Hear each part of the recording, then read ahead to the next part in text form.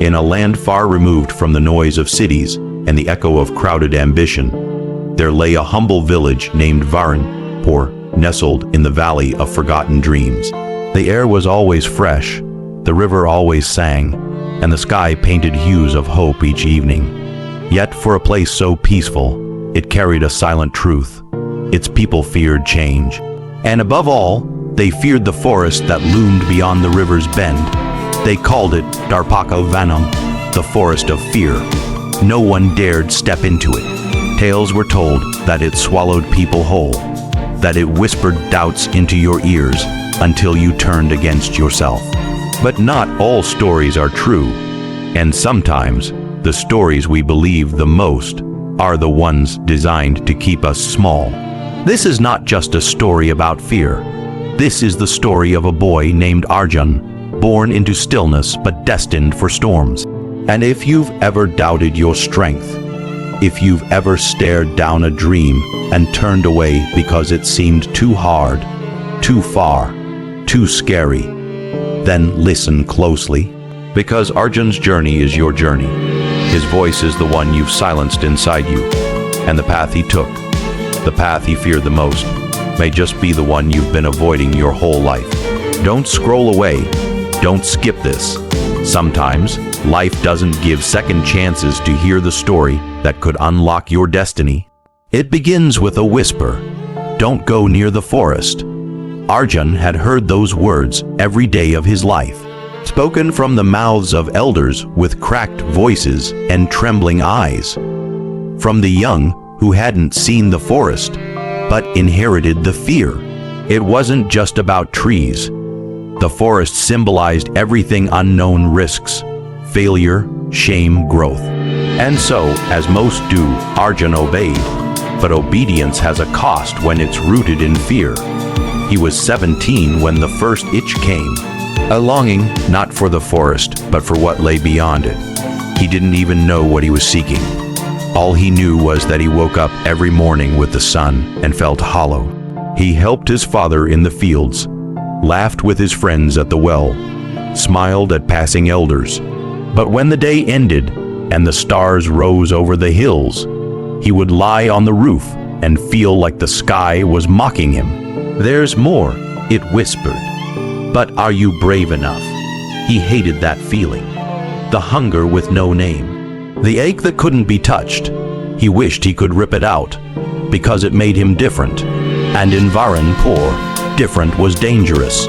One day, while delivering grains to the temple, Arjun paused by the riverbank. On the other side, the trees stood like tall soldiers, guarding some ancient truth. He stared at them, they stared back. That's when he met her. "You ever wonder what's on the other side?"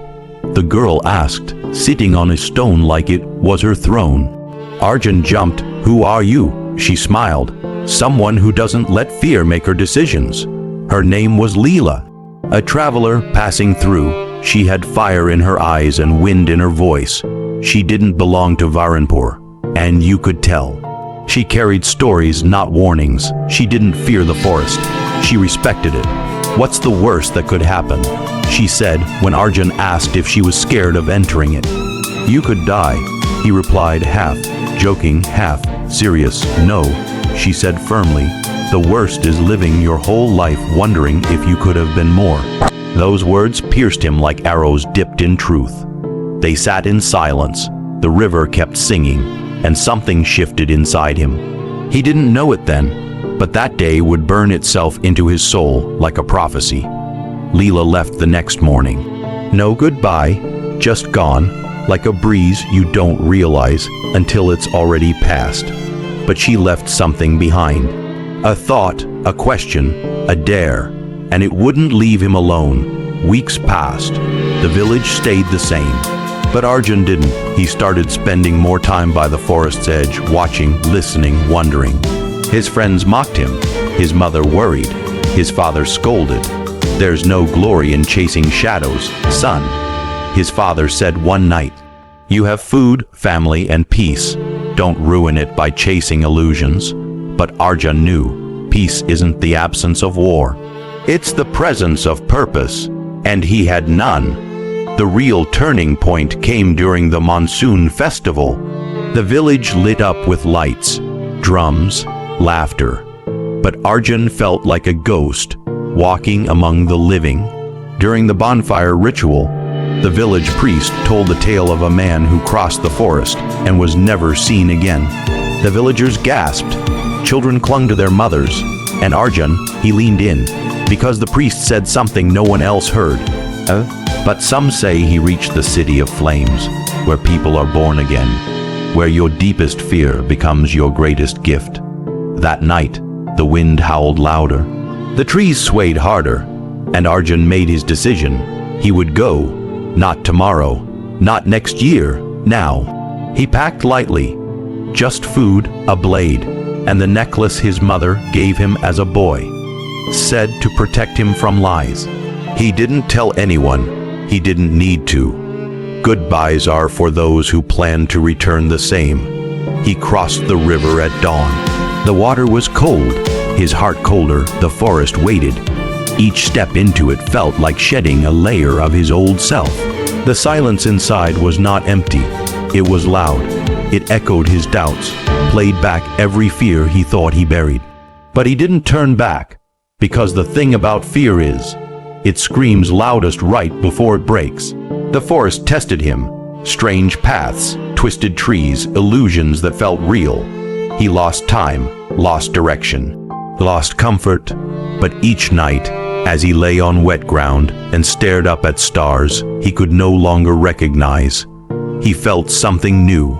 He was becoming, and what he didn't yet realize was that the forest wasn't the enemy. It was the mirror. A mirror that showed him what he truly carried. Pain, shame, but also fire.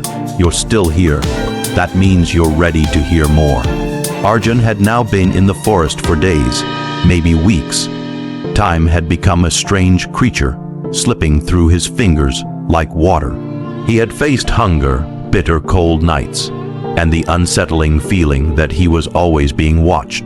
But more than the forest, he battled the enemy within, his own mind. One evening, as twilight spilled orange across the sky, Arjun stumbled upon a clearing he had never seen before. In the center stood an ancient statue of a warrior, eyes shut, palms open, and a message carved into the stone. To pass through fear, you must become it. It made no sense at first. Why become the very thing that's haunted him his whole life? But in that forest, logic had no power. Only truth did. That night, he dreamed of the river, of Leela, of his father's disappointed gaze, and then he saw himself, but not the weak version, the scared boy. No, this version stood tall, eyes like fire, voice like thunder. You already are what you seek. The vision said, you just haven't remembered. When he awoke, something had changed.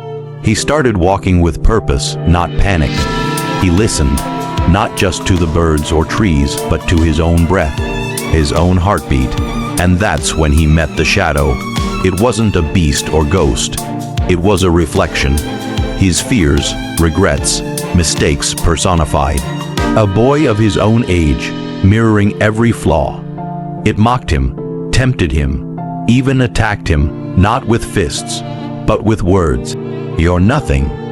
You left your family for nothing. You'll die here. Arjun fell to his knees. Every part of him wanted to run. But he remembered the statue's words, become it. So instead of running, he stood. Instead of avoiding the shadow, he walked toward it.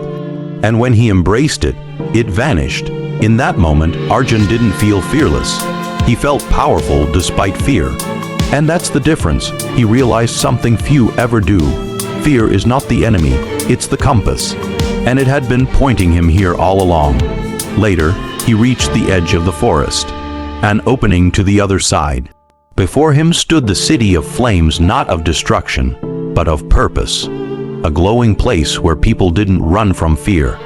They studied it, mastered it, lived beyond it. He was welcomed not as a boy, but as a seeker, trained in ways his village had forgotten. He learned ancient wisdom, practiced discipline, discovered skills he didn't know he had: strategy, leadership, healing, storytelling. Years passed, and when Arjun finally left the city of flames, he was no longer the same.